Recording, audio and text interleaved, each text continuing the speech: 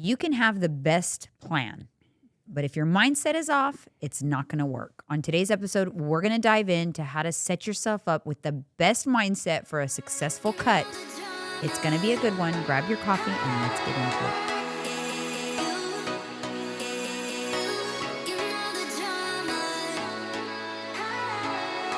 I got my coffee. You got coffee. Shout out to Nirvana Soul. Nirvana Soul. Nirvana Soul. Nirvana Soul. Sorry, I said it wrong. What kind of coffee? Just their regular? Just regular coffee. I just needed something. I need a little boost. Does it help? Maybe it's placebo. I don't know. I think sometimes it does a little bit. Because the coffee I had this morning was kind of weak, if I'm being honest. Oh, at Lisa's? Yeah. Really? Yeah, because the pot was half caffeinated. Oh, did you know that? And I saw it. I was like, who has this here? Why'd you have half caffeinated pot?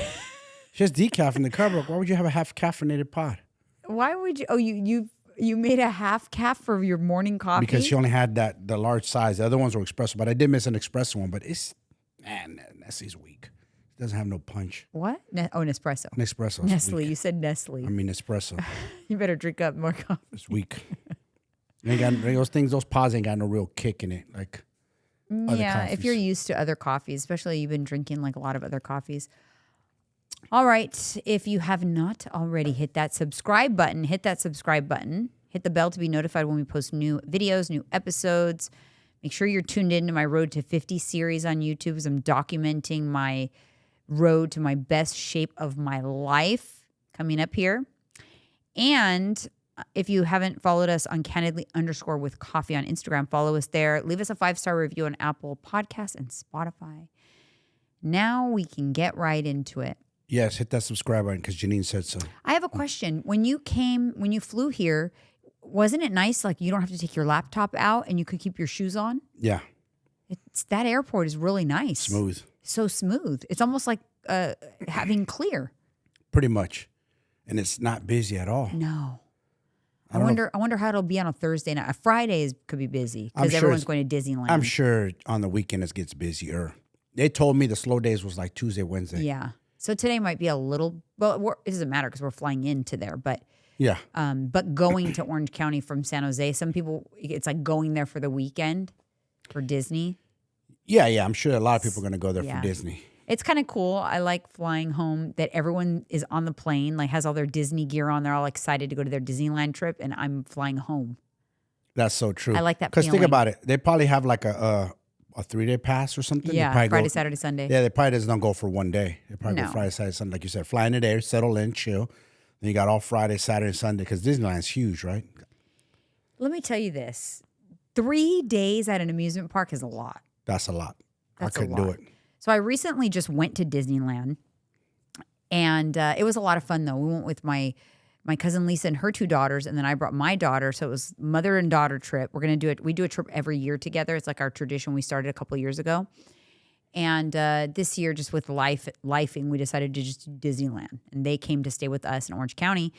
And it was the best time I've ever had at Disneyland. Like the best. Because my cousin's daughter knows the lay of the land. So she knows how to do it very well to where you get the most out of your day at the park. The most rides, the best food. We ate everything we wanted to eat, but like we didn't eat all in one sitting. We'd have like, ooh, this is the best thing at this place. It was like a food crawl. It was like a Disney food crawl, but never too much to where I felt gross or stuffed. So it was just the best time I ever had. It was the most rides I ever got in one day.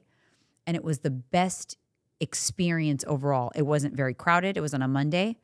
The weather was perfect. It was like 75 degrees. Like it could not have been more perfect. It was the best time. The best thing about that trip, though, for you, I say, you ate so much food that you weren't even tripping on it. Like back in the day, you would have been panicked about your weight. Felt guilty. You felt guilty. I didn't feel 1 ounce of guilt. And nobody should feel guilty. Enjoy yourselves. That's life. So what? You overate? Big deal. It's a day at Disneyland. Exactly. Enjoy yourself.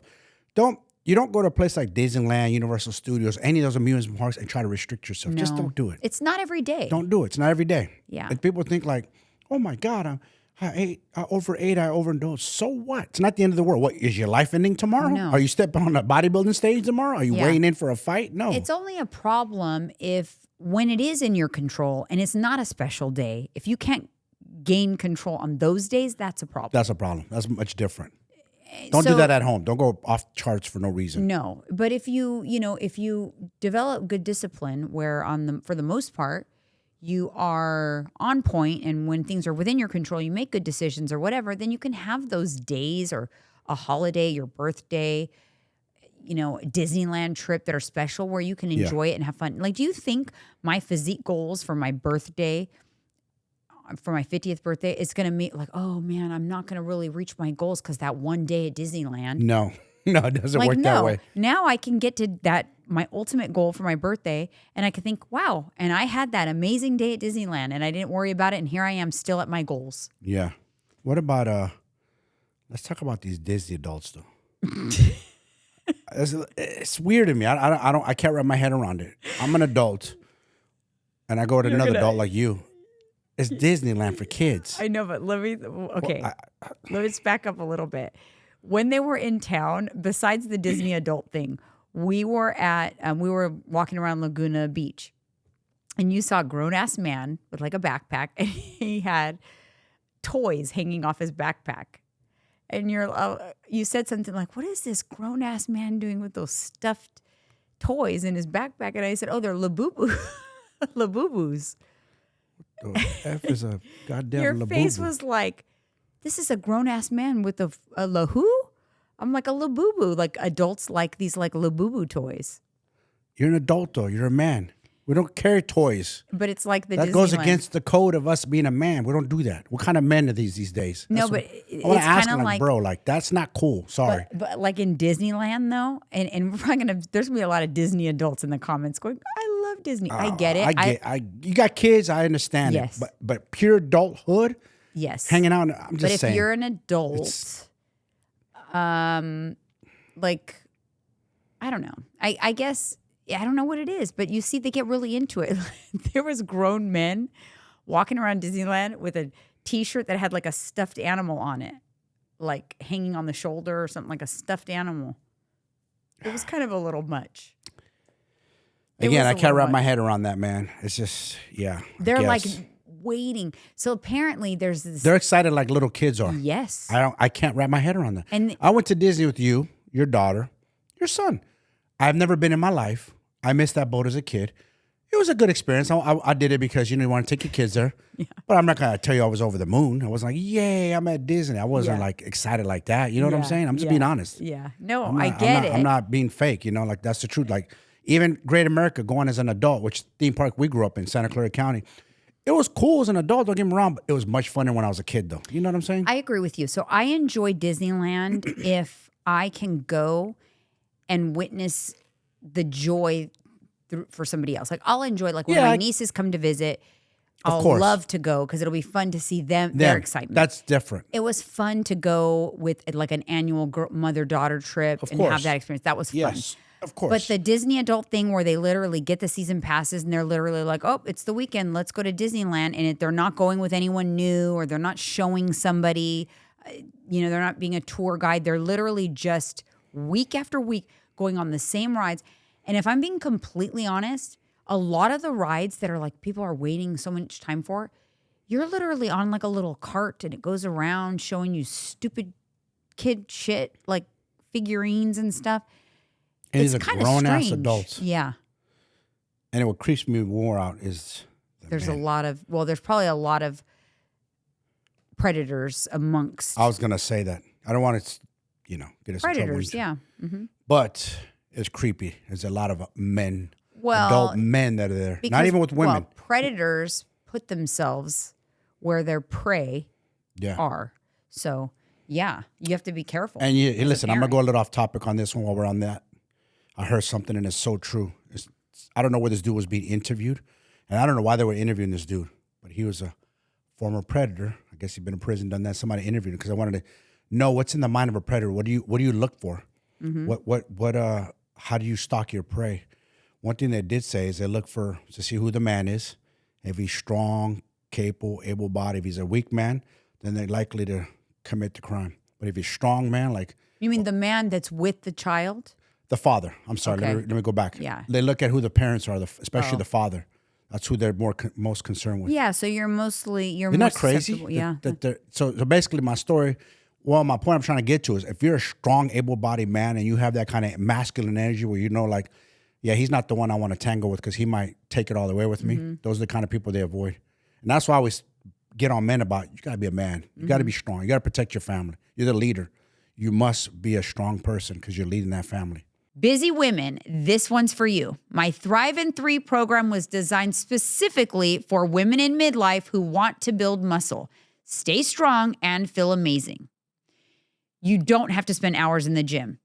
You'll get a simple, effective 3-day strength training split with both home and gym options, so you can fit it into your lifestyle no matter what. The workouts are only 30 minutes, and they're powerful enough to help you see real results in strength, muscle tone, and confidence. If you're ready for as easy-to-follow workouts that keep you thriving in midlife, the Thrive in 3 program is waiting for you. All right, so now let's get into some mindset shifts for having a successful fat loss phase, a cut. When I say a cut, I'm referring to fat loss. I don't know if everyone knows that terminology. Probably not. But I talk to my clients a lot about this, but our thoughts shape our actions. The stories that you repeat to yourself in your head, the things you tell yourself are what shape your results. It becomes your results. The things that you tell yourself become your results. So a lot of people will enter into a program or a diet or a challenge, but deep inside they're thinking like, this isn't going to work. This isn't going to work. I mean, I'm doing this. I'm going to give it a shot. It's not going to work. You're Nothing going in with that works. attitude. Nothing ever works. Yeah. It's not going to work. It's not going to work. Just like you tell yourself, it's not going to work. It's not going to work if you say it's not going to work. True. You have Because you already put that in your mind that it's not going to work. You have to, like, I'm doing this. I am in. You have to like tell yourself, and you have to tell yourself over and over again, I can't wait until I get to the end. I'm gonna do this. This is the time. You have to talk to yourself like a pep talk almost every day. Yeah. You said something very interesting. The PRs happen before you go to the gym. Because on the way to the gym or even that day, like, you know what? I'm going to hit a PR today. And then your mind you're priming your mind for that, like putting in your mind. Your mind's like, oh, yeah? Okay, well, we're going to do a PR today. And I always tell you, through this process of me strength training you, I said, listen, the mind will rise to the occasion if you push it. The way it might feel heavy, like you might get scared once you unrack it, you're like, uh-oh. But the mind will save you. The mind is going to like, no, we're going to push this. If it's life or death on the line, the mind will get you strong enough to push that weight off for you. The mind is powerful. You got to know how to tap into that. So our mindset's important. Yeah, that's why. You have to tap into the right mindset when you embark on these projects that you're ultimately looking to achieve a result. It doesn't matter all the actions. If your mindset's not right, you will not achieve the result. Facts. You're not going to accidentally get there. Nope. Your body will go and your actions will go where your thoughts take it. It's born in the mind. All of your results are residing in the mind. If you spend day in and day out with a negative talk and focusing on all your problems and focusing on your ailments and the things that are holding you back and the restrictions that you have, those are the things that are going to hold you back and continue to hold you back. You have to reframe your mindset despite any restrictions or setbacks or ailments and think, I'm just going to do it. I'm just going to do it. No matter how hard it feels and how many chips that are stacked against you, if you tell your mind, I'm just going to do it regardless. Yeah. You just will. Think about how resilient you ladies were when you were a baby. You were crawling, and then you try to walk, and then you fell down. How many times do you think you fell down before you were able to walk? Many. So look at it like this. Okay, I fall down 99 times. I get up 100. You don't quit. You keep going. Yeah. And then to get your mind right for a cut, you also have to understand that the scale is just data points and it will not just continually go down. It's not a linear process.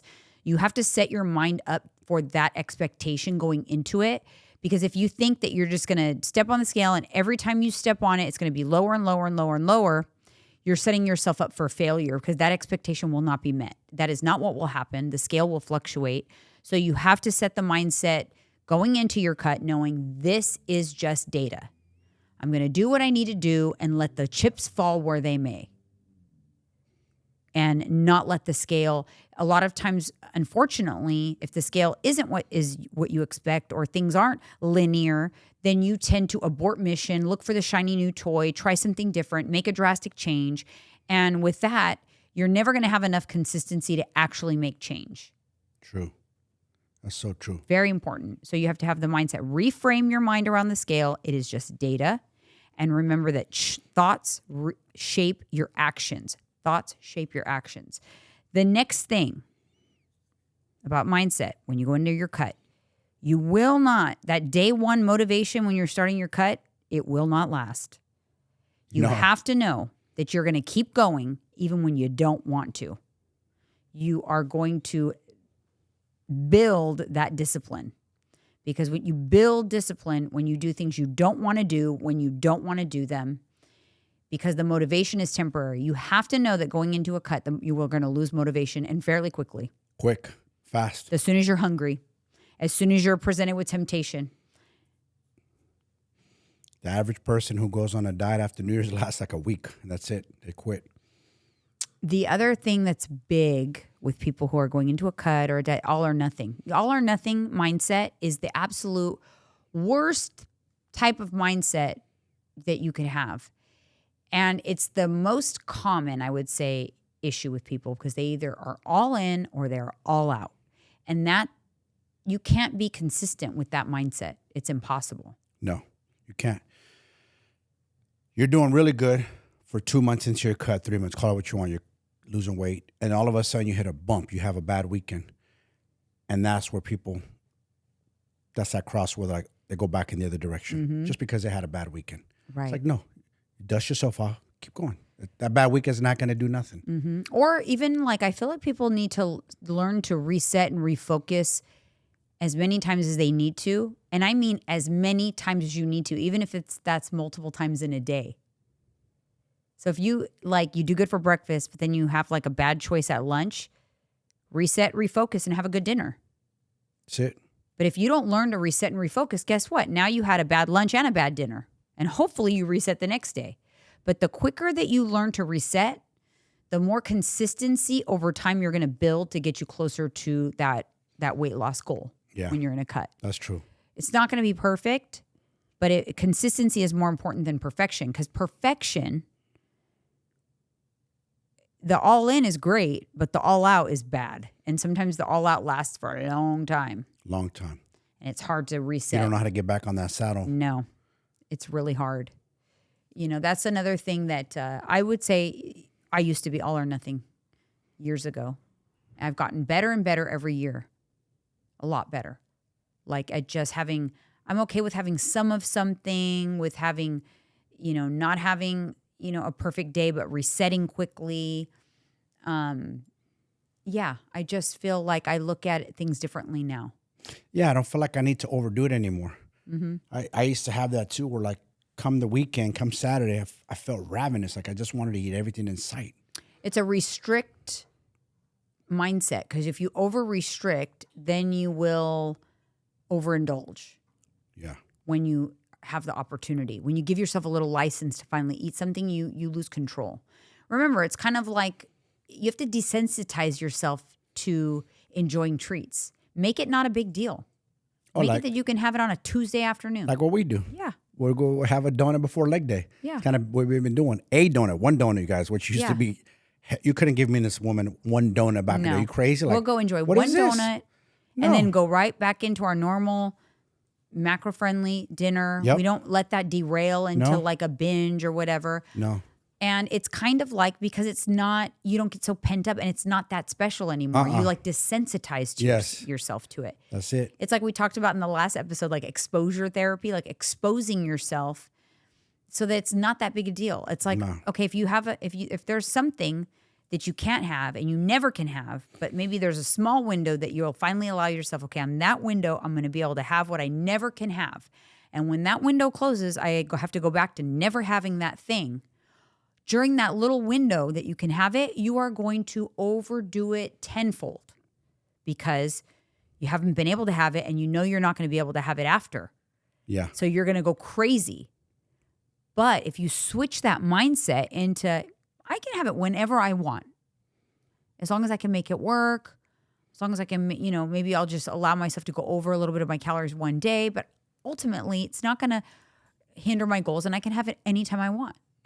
And then it suddenly is like, I don't feel like having it because it's not that special anymore. Right. It's like, it's okay. Like, yeah. I remember the other day I was like, you want to go get a donut? You're like, nah, not today. Yeah. Not today. I'm good. Yeah. So I had dates instead. I had dates with I didn't almond want to butter. force it. I just wasn't craving it. I'm not going to force it. If I'm feeling it, cool. If I'm not, I'm not going to force it. And that's what I mean. Like, it's all like a mindset. It's like, look who does the all or nothing, and they lose it sometimes. And you've known that because you've been in the space. How many people fell off after they competed when you competed?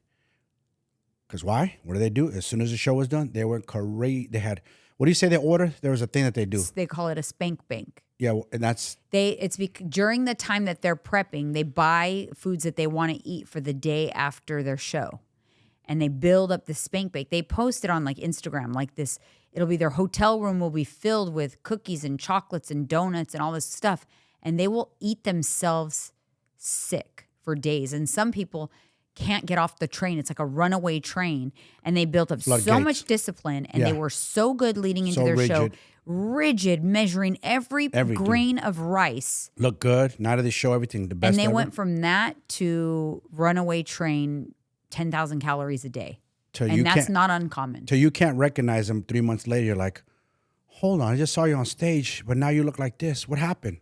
And people they can't correlate or understand what the hell happened. This person was in the best shape ever. Now they're like this. Mm-hmm. The floodgate opened and they couldn't close it. I know. It's dangerous. Very dangerous. That's why rigid diets, all that deprivation and restricting yourself does not work. People have tried it over and over and over, and they fail over and over and over. And they keep trying it. It's like not working, man. It doesn't work. You got to stop doing that. Yeah. What a mess. It's a balance. That's what it's all about. How we have now is a balance. Yeah. I mean, you don't need perfection. You need consistency. You need persistence. And you need like an unbreakable mindset, though. You need to lock in on your goal and your goals and what it is that you want to do. And you need to have that mindset like, it's not if, it's when. I'm going to get there. I know for a fact because I'm not stopping and nothing's going to get in my way. Not life, not stress or sadness or whatever. Like you might have hiccups in the road and a little small detours to get through life, but you get back in the truck and you get back on the road and you know nothing is going to stop you because that is kind of like, in the past, I'll be honest, I've been more reluctant to go into a phase of my life where I was going to build and purposely put on weight and build muscle because I was always afraid that something would happen that would derail me and then that weight that I put on or whatever will send me into a tailspin and I'll go all the way back in the other direction and gain the weight back. Yeah. So I was afraid that life circumstances would impact my ability to get to my goal. But what it was just a mindset shift that I'm like, no, because it doesn't matter what happens. It doesn't matter even if I have to take a small detour, a small break, or a deal with life, I will still get back in the truck and get back on the road and I will reach my goal because it's like, it's a mindset. It is like it does not matter. I will do what I sought out to do. No matter what tries to get in the way, I will still push forward. Yeah, that is a mindset. And it takes a long time to build that. But anybody can build that mindset, that unbreakable mindset. She doesn't have special powers or genetics, neither do I. It's just what we built over time. It takes time. It takes repetitions. Consistency, like you said, not perfection, consistency. Perfection never wins the race. Consistency does. The super rigid perfectionist type A clients, they struggle with when things don't go their way exactly. Or if they Adversity hits.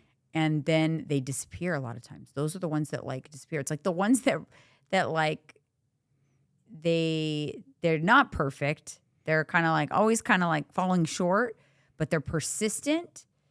Those, even though their progress is slower, they stay in the race. Yeah. They're like it's like the tortoise and the hare. It It really is. is. Whoever created that fable, I know. it's That's so crazy. correct. It's so spot on because the tortoise is going to get there when I have maybe some clients that like lost a bunch of weight fast and then they poof. You've had a couple that they did amazing. They're having amazing results. Poof, gone. Where are they now? Probably that weight that they lost fast and then they thought it wasn't fast enough. So they want to jump on another program that's faster. They're probably 20 pounds heavier than when they left. That's why they If I'm disappeared. being completely honest. A lot of them. And this goes for all coaches. You see their clients have amazing results and they post it online. I'm like, I wonder where these people are at now. Yeah. 6 months, a year later. Yeah. What they look like. I really, really strive to teach my clients like what they really need to know for lifelong knowledge on this lifestyle. I had a client, shout out Lelani, she left me a comment. She was a client of mine for a long time and she did great, transformed, amazing. And she's off on her own now. And she commented saying this program changed my life. It changed my mindset around things. I'm doing great. I'm still working towards my goals and I love it. It would change everything for me. I'm like, this is the best compliment because I taught you what I needed to teach you. You implemented it. You stayed with me long enough to feel comfortable. And then you went off on your own. And now 6 months later, a year later, you're still doing great and loving it and living this fitness lifestyle. That is the biggest compliment because that is what I want all of my clients to do. Well, it's like a master in the martial arts world teaches the student.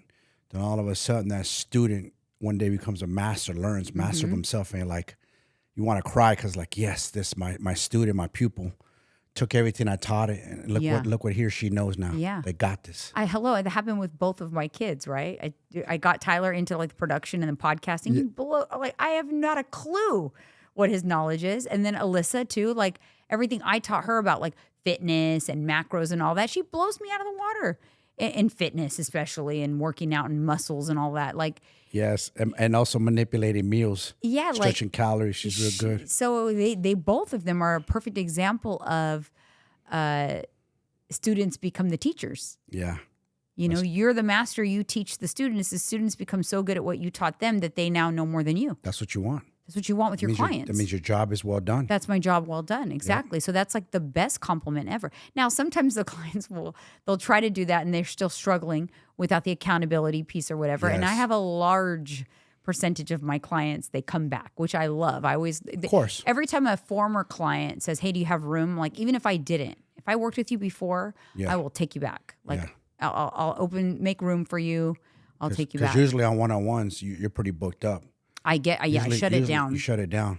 Yeah, I shut it down. Usually like until I get more, some ending on the back end that don't re-sign or the ones that are new that I brought on, they're up and running and doing, they require more of my time in the beginning. Then they get it. They do the quick check-ins. It's a lot faster. Then I open up more spots. But like I said, I always make room for a former client because I love to, when people come back, it's an ultimate like, they miss the community. The ultimate compliment to your program is when you have repeats. They leave and come back. They respect what you got to say, what you got to teach, and most of all, they love the community we've built. Yeah, because community's everything. It helps you to get everything in life motivated. is community. Even though motivation's not everything, it's nice when you can tap into motivation more frequently because it makes things more fun and exciting when you're super motivated. Of course, I love those days when I'm fired up to go to the gym. Me too. And work out. For some reason, Saturdays, I'm always that way. I don't know why. It's weird. But sometimes during the week, I'm not. This week was a struggle. But when I went, I got good-ass workouts. I'm like, man, I'm glad I went, And I took some time off this week, planned time off. And I wonder how I'll feel to go back. Like, I'm aching. Are you missing it? Yeah. Are you? Yeah, I am. Good. But that means you enjoy it. You're loving it. Yeah, I'm enjoying it because I switched my mindset. Speaking of mindset. Mrs., I don't really like working out. I love the way it makes me look, but I don't love working out. Yeah, so I switched my mindset and I stopped telling myself that. Again, it's a perfect example. I stopped telling myself that. Instead, I said, no, I love this. I'm strong. I'm getting bigger muscles. This is amazing. I'm so proud of myself. Like I'm telling myself positive things. I'm going to PR. I'm going to get in there. I'm going to PR today. Today's a PR day. And I just go into my workouts with not this sourpuss negative attitude. Yep. And then you just enjoy it. You get more out of it. And it's very rewarding, you know? And it started with my mindset. It started with the things I tell myself on the way to the gym. Instead of saying, fuck, I don't want to do this right now. I just want to get it done. I'm just, Yeah, it's whiny. I hate that. Yeah. I'm not going to whine about it. Just because I don't want to be in the mood doesn't mean I'm going to cry and whine about it. I'm still going to handle business because you said something very interesting. Like, you know, you get to the gym. The hardest part is getting to the gym. The second hardest part is getting like into your workout. The first exercise. Once you start getting moving, get that blood flow, 10 minutes into it or so, you're like, oh, okay. Starting to feel good. I'm starting to kind of like wake up. And then before you know it, you're like, oh, wow, I'm almost at the end of my workout. And then you're done. Then you're like, see, just like that, done. Then you're happy when you leave that gym that you got that accomplished, even though you might not have been in the best mood to do it. Even though maybe life's kicking your ass right now, you still got it done. You feel like, yes, we did that. Because it's very good for your mental health. I pay attention to how it makes me feel up here. Yeah. And that makes me feel good, you know? Yeah. A lot better than binging a show on the couch. Yes, way better. Way healthier, way better. Because at the end of the day, that's the most important, is having good mental health.